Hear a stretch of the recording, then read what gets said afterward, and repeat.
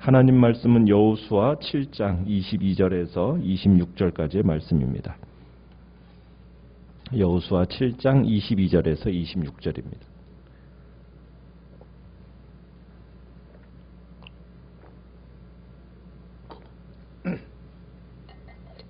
여호수아 7장 22절입니다. 이에 여호수아가 사자들을 보내매 그의 장막에 달려가 본즉 물건이 그의 장막 안에 감추어져 있는데 은은 그 밑에 있는지라.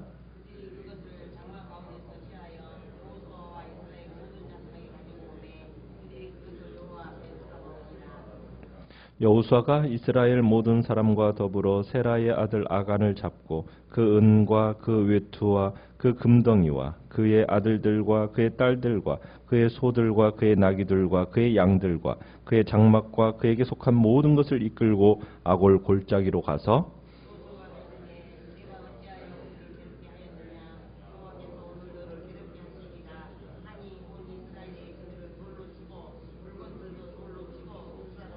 같이 읽습니다.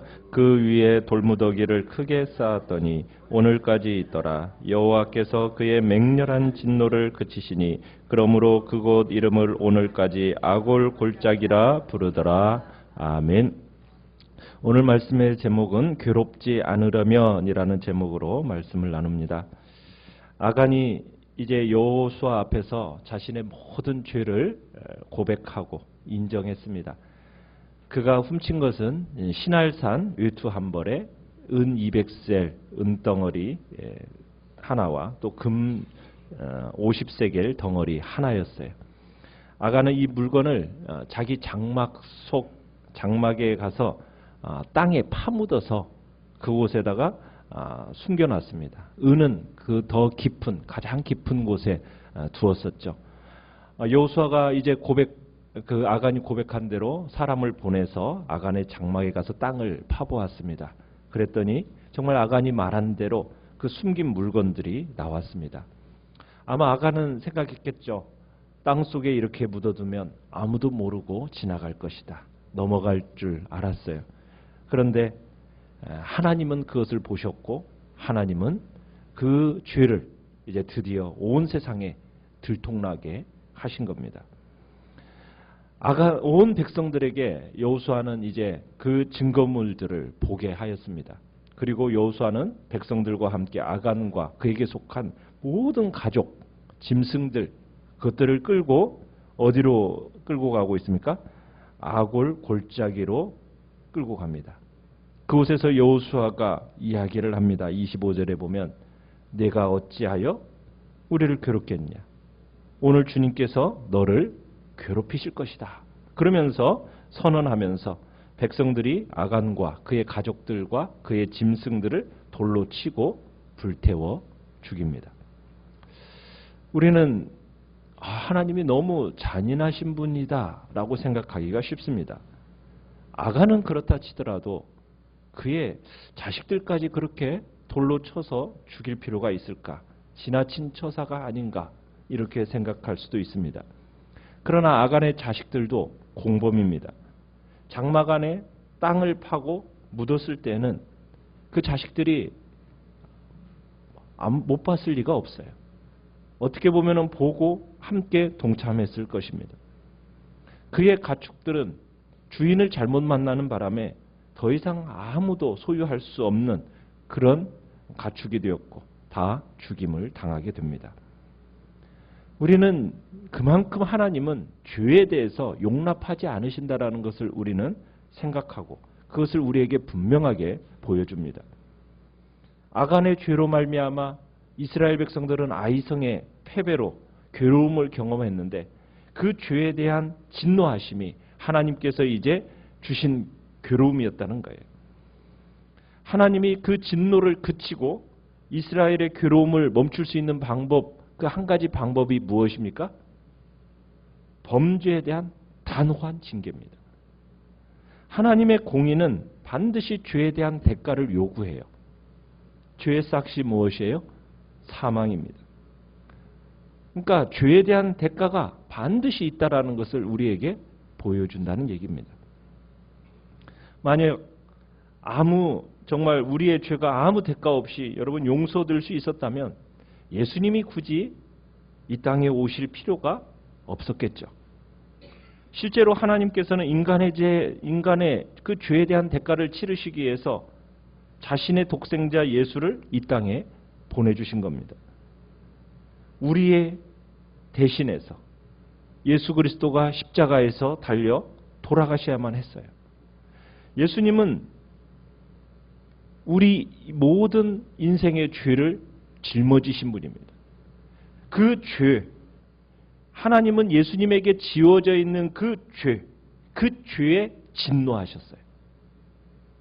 그리고 그 죄에 대한 대가를 요구하신 겁니다. 그래서 손과 발에 못이 박혀야만 했고 가시면류관을 쓰셔야만 했고 타는 듯한 목마름과 그리고 옆구리에 창상을 입으셔야만 했습니다. 그리고 가장 끔찍했던 것은 하나님과의 관계가 끊어지는 죄악의 지옥의 경험을 우리 예수 그리스도는 하셔야만 했다는 얘기입니다. 십자가의 모진 고통과 영혼의 그 하나님과의 끊어짐의 그 지옥의 고통을 당하신 이유는 바로 죄가 그만큼 무섭고 죄가 그만큼 끔찍한 대가를 요구한다라는 것을 우리에게 보여주고 있는 겁니다.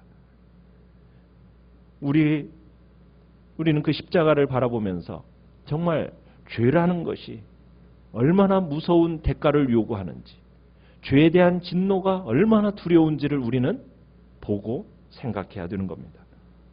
죄를 지고 있을 때 아들 독생자까지라도 처절하게 처벌하셔야만 하는 것이 바로 하나님의 공의이기 때문입니다. 우리의 죄악을 대신해서 정말 그의 아들을 죽게 하신 하나님의 공의를 우리는 생각해야 돼요. 이 사건은 그냥 우리 중에 있을 수 있는 아간이 될 수 있는 자들에 대한 경고입니다. 어떻게 보면 아간의 일을 교훈 삼아서 죄를 짓지 말라는 거예요. 그 죄를 짓지 말라는 권고입니다.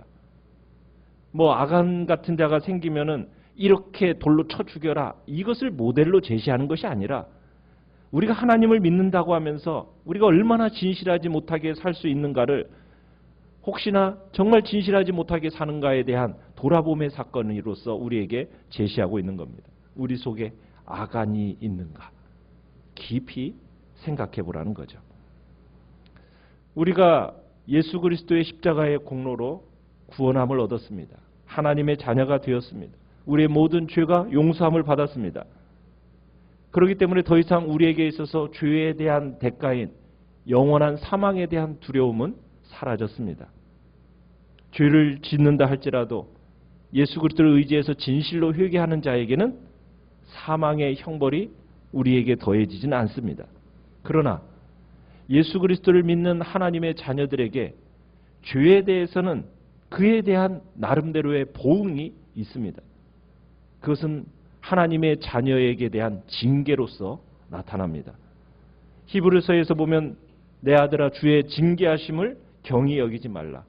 그에게 꾸지람을 받을 때 낙심하지 말라라는 말씀이 있어요. 우리가 이미 죄용삼을 받았다 할지라도 살아가면서 짓는 죄들에 대해서 우리가 회개하면 용서받습니다. 그러나 그 죄에 대한 징계에서조차 자유로울 수는 없는 겁니다.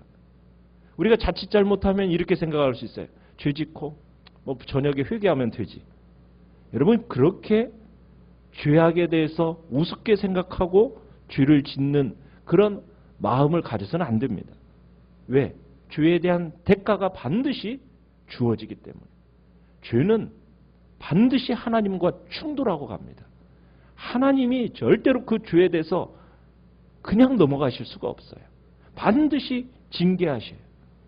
결코 가볍게 취급되어질 수 있는 문제가 아니라는 겁니다. 어떤 죄도 마찬가지입니다. 가볍게 여기지 말아야 됩니다. 그래서 모든 죄에 대해서는 정말 피 흘리기까지 싸우면서 우리가 주님 앞에서 살아가야 될 것을 요구받고 있는 겁니다. 우리는 이 죄에 대한 대가를 요구하신 그 하나님 앞에서 정말 두렵고 떨림으로 우리의 구원을 이루어가야 되는 거죠. 백성들은 그들의 시신 위에 큰 돌무더기를 쌓고 그 이름을 뭐라고 지었다고요? 아골 골짜기라고 부르게 됩니다. 아골 골짜기라는 것은 고통의 골짜기라는 뜻이에요. 고통의 골짜기. 고통의 골짜기라는 것은 괴롭게 하다라는 동사에서 비롯되었습니다. 나중에 이스라엘 역사 속에서 이 아골 골짜기는 소망이 없는 장소의 대명사가 됩니다. 하나님께서 이스라엘 백성들을 버리시면 바로 그곳이 아골 골짜기다. 그렇게 이야기하는 거죠. 26절의 끝에 보면은 하나님께서 아간과 그의 가족들을 진멸시킨 후에 맹렬한 진노를 어떻게 하셨다고요? 그치셨다. 거두셨다. 참 한 사람의 범죄가 어떻게 보면은 온 백성에게 재앙을 내리게 한다. 참 이것이 우리에게 있어서 생소하게 느껴질 수도 있습니다. 그러나 여러분 우리가 공동체를 형성하면서 살아가는 모습이 바로 이런 모습이에요. 정말 공동체에 속한 구성원들 한 사람 한 사람들을 그러기 때문에 우리가 잘 지켜주고 보살펴야 됩니다. 우리는 떨어져 있는 존재들이 아니에요. 어떻게 보면 공동체의 능력은 어디에서 나타나느냐? 가장 연약한 구성원의 한계에 의해서 그 공동체의 능력은 결정이 된다는 거예요. 그 공동체 속에서 가장 연약한 자가 그 공동체를, 그 능력을 구성한다는 거예요. 어떻게 보면 쇠줄은 가장 약한 고리만큼만 강하다고 얘기합니다. 가장 약한 고리가 여러분 쉽게 끊어져 버리잖아요. 쇠줄은 그만큼만 강하다는 거예요. 그렇다면 우리는 우리 공동체 안에서 그 약한 부분을 어쨌든 강하게 만들도록 서로 보살피고 서로 격려하고 서로 도와줘야 돼요. 나 혼자만 서는 게 아닙니다.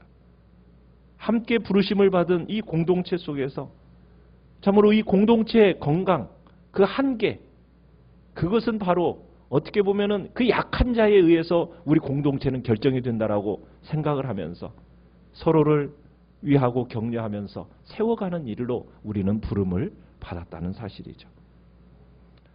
이 아간의 이야기는 우리가 앞에서 본 라합의 이야기와 한 쌍을 이룹니다. 우리에게 하나님의 심판에 대해서 가르쳐 주시는 거죠. 라합은 이방인이었어요. 기생에 불과했습니다.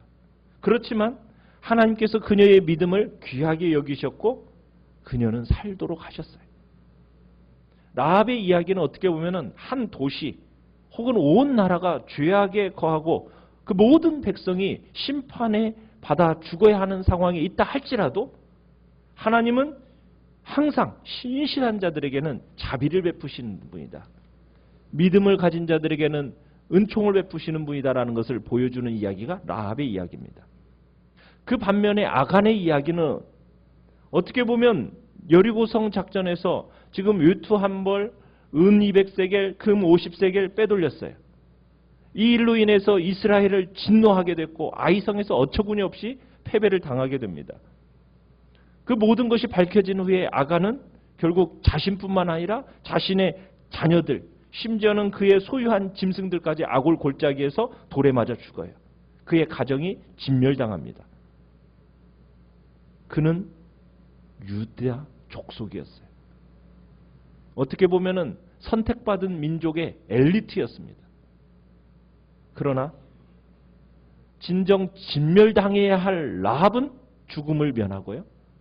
진멸을 행해야 할 자인 아간은 진멸을 당하고 맙니다. 이 아간의 이야기를 통해서 결국 이스라엘 백성들에게 커다란 경고를 하고 있는 거예요. 선택받은 민족이라고 할지라도 그 선택받음이 그 죄를 은폐할 수는 없다라는 거예요. 죄에 대해서는 반드시 하나님의 진멸이 그 죄에 대한 대가가 요구되어진다는 것을 이스라엘 백성들은 경고로 삼아야 했다는 거예요. 하나님께서는 필요에 따라서 선택된 민족이라 할지라도 그 민족을 향하여 진멸을 행할 준비가 되어 있는 분이라는 그 경고를 이스라엘 백성들은 받아야만 했던 거예요. 구원은 주님 앞에서 우리에게 무엇을 또 요구하시는가를 이야기하고 있습니다. 얼마나 하나님이 죄를 경멸하시는가. 그 죄를 경멸하시는 하나님 앞에서 우리가 경외하며 이 땅을 살아가야 되는 것이고, 내가 구원받았으니 나는 이제 죄에서부터 자유케 되었으니 아무렇게나 살아도 된다라는 그런 허망한 속설에 우리는 속아서는 안 됩니다. 내가 받은 구원이 얼마나 처절한 그 죄 가운데서 구원받은 구원인지에 대해서 우리는 생각하면서 우리가 이 땅을 살아가는 동안 끊임없이 죄와 처절하게 피 흘리기까지 싸우면서 믿음의 승리자로 우리가 이 땅을 살아가야 된다는 거죠. 오늘도 우리는 하나님을 경외함으로 그 죄를 경멸하시는 하나님 앞에서 믿음으로 정말 죄와 끝까지 싸워 승리자로 우리 모두가 서기를 간절히 축원합니다. 오늘 말씀합니다.